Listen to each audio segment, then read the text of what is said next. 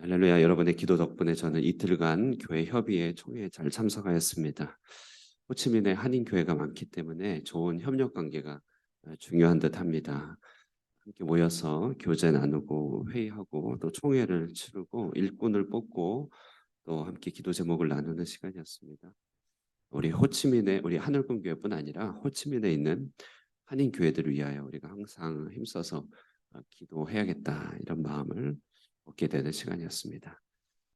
이제 오늘로 우리는 창세기 말씀 마지막 본문을 묵상하게 됩니다. 무엇이든지 시작이 어려워서 그렇지 한번 시작하고 꾸준히 가다 보면 이루지 못할 일이 없다. 우리는 창세기 묵상에서 확인하게 됩니다. 50장에 이르는 긴 본문을 묵상을 시작했는데요. 이 끝날이 이르게 되네요.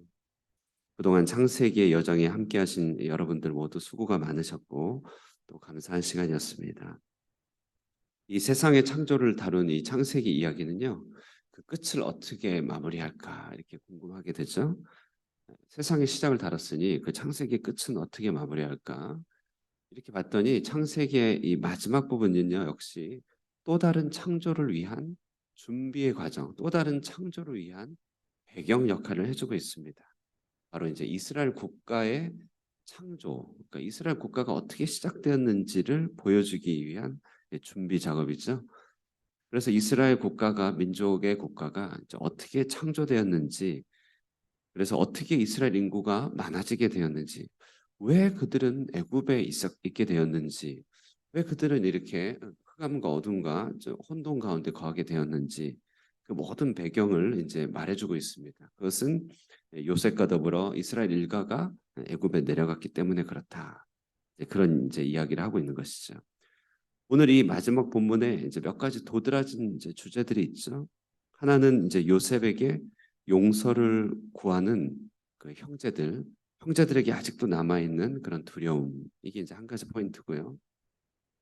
또 하나는 그 형제들을 선한 말로 위로하면서 자녀들을 기르겠다고 하는 요셉의 확실한 용서의 장면이 하나 있습니다.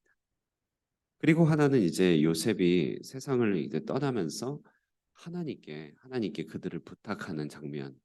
그리고 이제 요셉의 장래 이제 이렇게 얘기할 수 있겠죠.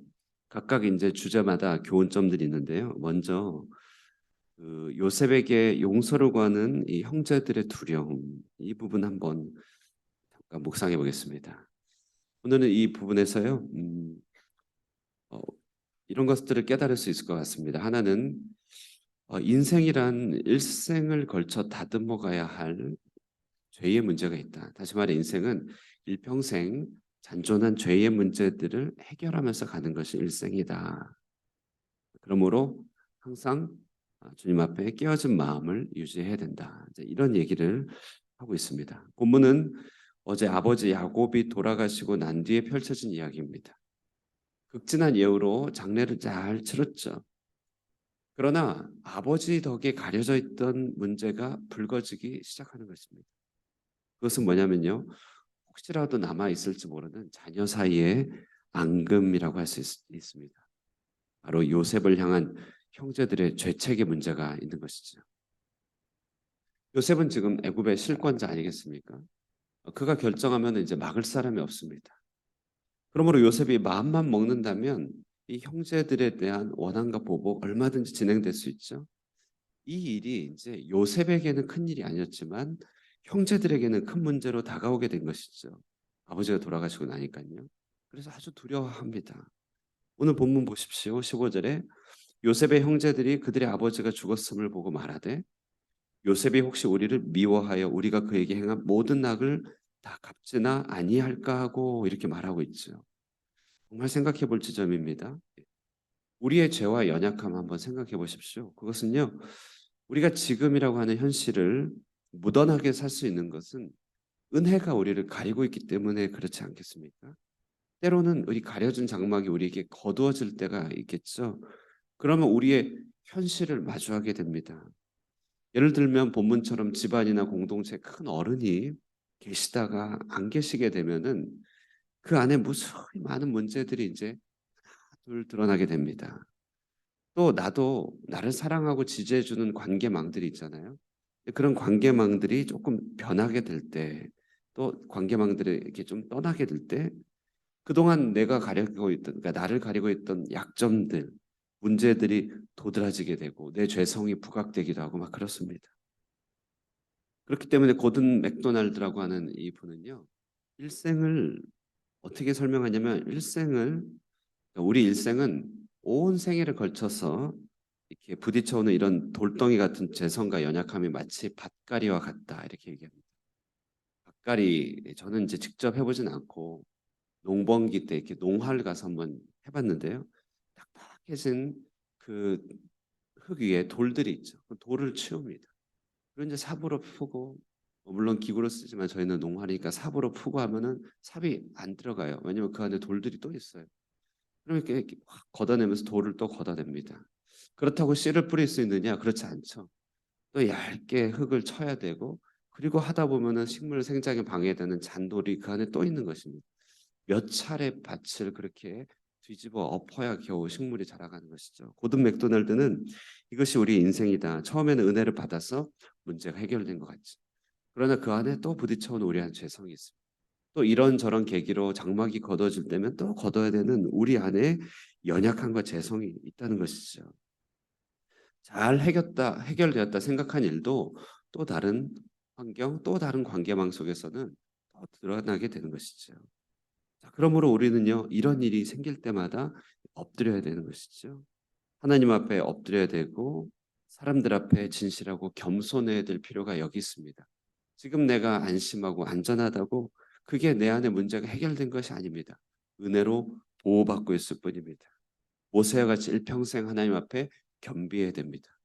다윗은 그러므로요, 그 마음의 중심에 통회하는 자를 하나님께서 기뻐하신다 얘기했습니다. 하나님께서 기뻐하시는 제사는 상한 심령이다. 하나님 앞에 늘 이런 진실함과 겸손함으로 우리 안에 잔존해 있는 죄성들을 부딪히면서 겸손하고 통회하는 마음으로 하나님 앞에 겸손히 선 자를 하나님이 지극히 사랑하시고 그의 기도를 들어주신다. 이렇게 말씀하고 있죠.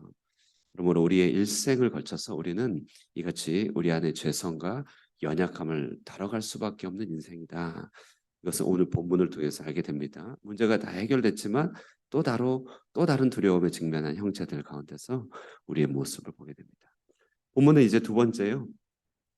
이렇게 일생을 죄의 괴롭힘 속에서 살아가는 형제들을 향한 요셉의 긍휼과 자비로운 용서를 소개하고 있습니다. 17절 말씀 하반절에 보면 이렇게 말합니다. 당신 아버지의 하나님의 종들인 우리 죄를 이제 용서하소서 하매 요셉이 그들이 그에게 하는 말을 들을 때에 울었더라. 자, 요셉의 울음에 여러분 공감이 되시나요? 요셉은 무엇보다도 그에게 남겨져 있는 아픈 상처가 터치가 되었을 것입니다. 형제들의 진심 어린 사과, 재차 반복하는 그들의 사과 때문에 깨어진 마음, 상처난 마음이 녹아졌겠죠. 그래서 어루만져진 상처에서 눈물이 났을 것입니다.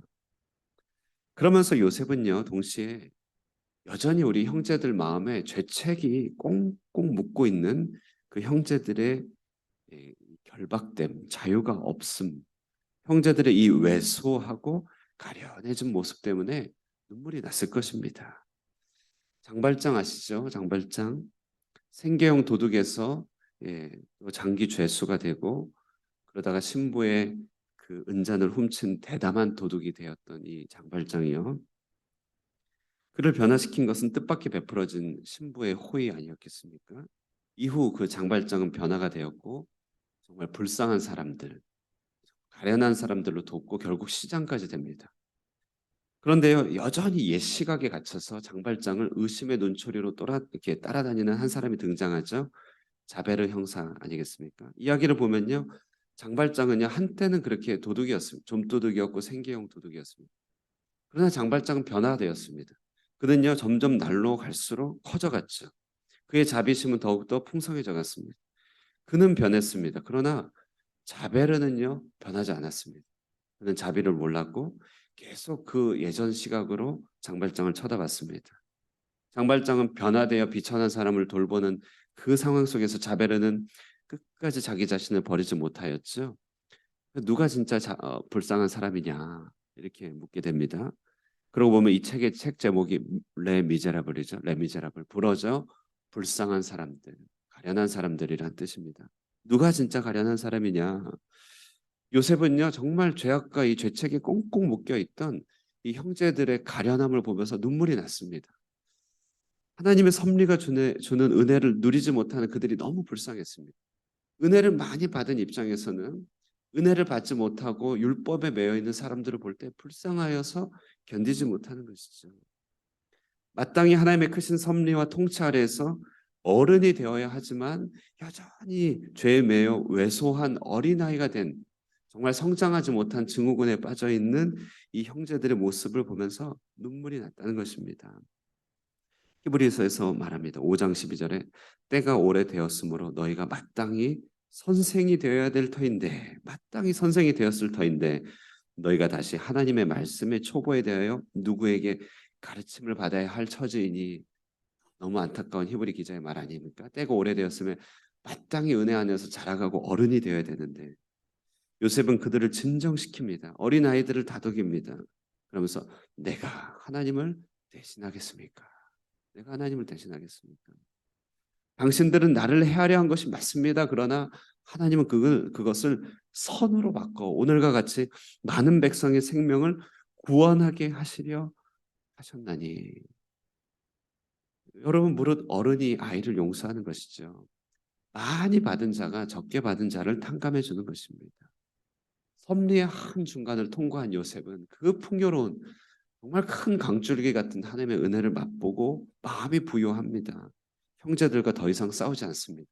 그들의 죄책을 허물하지 않습니다. 언급도 하지 않습니다. 내가 하나님을 대신하리. 우리 첫 번째 요지의 교훈에서는요, 중심에 통해하는 자의 은혜를 말했다면, 지금은요 내가 하나님을 대신하리, 하나님의 섭리의 은혜를 이 소유한 자의 여유를 얘기하고 있습니다. 얼마 전 어느 결혼식 장면을 봤는데요, 주례사가 이렇게 얘기하더라고요. 신랑 신부가 맞절하는 시간입니다. 주례사가 이래요. 더 사랑하는 이가 더 고개를 숙이세요. 이렇게. 결혼식이니까 뭘 못하겠습니까만은 둘 사이에 얼마나 깊이 서로를 향하여 고개를 숙이는지요. 진한 감동이 묻어 나오더라고요. 누가 더 숙일 수 있습니다. 많이 받은 자가 숙일 수 있죠. 우리를 향한 하나님의 섭리를 깊이 이해한다면요, 하나님이 나를 얼마나 사랑하시고 나 인생을 위해서 얼마나 큰 풍성한 은혜의 계획을 이끄시는지를 깊이 통과한 사람, 정말 관찰한 사람이 아니고요, 통과한 사람은요, 우리가 저 높은 산은 되지 못한다 할지라도 여기 오름직한 언덕은 될 수 있다. 아니겠습니까? 오늘 요셉이 그렇게 형제들을 다독입니다. 자라가지 못하고 있는 형제들을 어루만져 줍니다. 그들이 자라가도록 어린아이들 주물러 주듯이 그렇게 해주고 있는 것이죠. 은혜를 많이 받아 넉넉한 용서를 베풀 수 있는 우리가 되길 바랍니다. 끝으로 간단하게 살피겠습니다. 요셉이 죽기 전에 이제 유언을 남깁니다. 24절에 보면은 형제들에게 권면을 하면서요, 하나님께서 당신들을 돌보시겠다. 하나님이 돌보신다. 나는, 총리는 이제 나는 가지만 하나님이 당신을 돌보시겠다. 이렇게 얘기합니다. 오늘 본문을 보면서요, 저는 사도행전에서 사도 바울이 에베소 장로들과 고별 설교하면서 얘기한 그 얘기가 떠오릅니다. 이제 바울은 떠납니다. 이제 죽으러 가는 것 같은 그런 형편이죠. 그때 바울이 남겨진 그 에베소의 성도들에게 이렇게 얘기합니다. 지금 내가 여러분을 주와 및 그 은혜의 말씀에 부탁하노니, 그 말씀이 여러분을 능히 든든히 세우사 거룩하게 하심을 입은 모든 자 가운데 기업이 있게 하시리라. 주와 및 그 은혜의 말씀에 부탁하노니. 오늘 요셉이 이런 마음으로 하는 것이죠. 어젯밤에 우리 박용장 집사님 어머니 이제 한국에 가셨는데요. 잘 도착하셨습니까? 연락이 왔는지 몰라. 아직 연락 안 왔어요. 네. 가시는데 해드릴 게 아무것도 없잖아요. 공항에서 전화가 왔습니다. 스피커폰 켜놓고 박 집사님 들으세요. 어머님 들으시오 하고, 해드릴 게 없으니까 가장 잘하는 말씀 시편 23편 아시죠? 우리 생각에 틈이 생기면 사탄이 틈탑니다. 조금의 틈도 생기지 않게 시편 23편의 말씀을 계속 되뇌이세요. 박 집사님도 그렇게 하시고, 그렇게밖에 드릴 말씀이 없더라고요. 주와 그 및 주와 및 은혜의 말씀을 부탁하노니 아침에 무사히 도착했으리라 믿습니다. 연락이 오겠죠. 정말 그렇습니다, 여러분. 우리 자녀들 학교에 갈 때 부모가 뭘 해주지 못할 때 어떻게 하겠습니까? 주와 및 그 은혜의 말씀에 부탁하노니 자녀들의 마음에 성도들의 마음에 말씀을 심는 것이죠. 요셉이 그런 마음입니다. 총리인 나는 떠나지만 이제 하나님께서 여러분을 친히 지키실 것입니다. 오늘 이 아침에도 기도 가운데 정말 우리 주님께서 여러분에게 들려주고 싶은 말씀 이건 아니겠습니까? 오늘 일상을 살아가는 동안에 하나님의 말씀이 여러분을 능히 견고히 세울 것입니다. 이렇게 우리 성령께서 말하고 계실 것입니다. 오늘 세 가지 묵상했습니다. 겸손한 자, 마음에 통해하는 자로 살아가라. 두 번째, 우리가 하나님을 대신하겠는가? 섭리를 통과한 은혜의 주인공이 되라. 그리고 우리가 우리 스스로를 주와 및 그 은혜의 말씀에 부탁하자. 이 말씀을 우리 마음에 품고 이 아침에 기도하시면서 주의 은혜를 구하길 바랍니다. 살아계신 하나님 아버지 감사합니다. 오늘도 이 창세기 피날레 마지막을 함께 묵상케 하셨습니다. 하나님이 오랜 창세기 여정 가운데 하나님의 크심과 놀라운 섭리를 가르쳐 주시니 감사합니다. 그 하나님의 놀라우신 은총이 사랑하는 모든 주의 백성들에게도 동일하게 임하고 있음을 고백합니다. 그러므로 우리가 믿고 감사함으로 주님 앞에 나아갈 때 일평생 우리의 죄와 연약함을 주님 앞에 정직하게 토로하는 믿음의 제사장, 우리 중심에 통회하는 겸손한 마음으로 주님 앞에 나아가는 하나님의 백성 되게 하여 주시옵소서. 우리가 하나님의 섭리를 아는 고로 풍성한 은혜 가운데 머무르게 하여 주시고 그 섭리를 통과한 자로서 우리가 하나님을 대신할 수 없음을 고백하며 풍요로운 마음으로 많은 사람들을 세우게 하여 주시옵소서. 또한 주와 그 은혜의 말씀만이 우리의 일생을 붙들고 계심을 기억하오니 우리가 우리 스스로의 영혼을 하나님께 맡기게 하여 주시고 우리 주변의 많은 이들을 주와 그 은혜의 말씀에 부탁드림으로 하나님의 말씀만이 우리 삶 가운데 능히 든든히 세우시는 하나님의 도구가 됨을 고백해 하옵소서. 이 아침에도 말씀 품고 기도합니다. 함께하여 주시고 특별히 우리 박용장 집사님 어머님, 우리 나혜정 집사님의 시어머니를 주님께서 붙들어 주시고 함께하여 주셨어. 안전하게 하여 주시고 그 치료의 모든 여정을 주관하여 주시며 살아계신 하나님을 찬미하며 하나님이 우리 가운데 과연 일하시고 우리를 돌보신다 고백하게 하여 주시옵소서. 함께하여 주실 주님을 찬송하고 예수님의 이름으로 기도드리옵나이다. 아멘. 말씀과 같이 기도하시고 주의 은혜 가운데서 오늘 하루를 의탁드리면서 나아가도록 하겠습니다.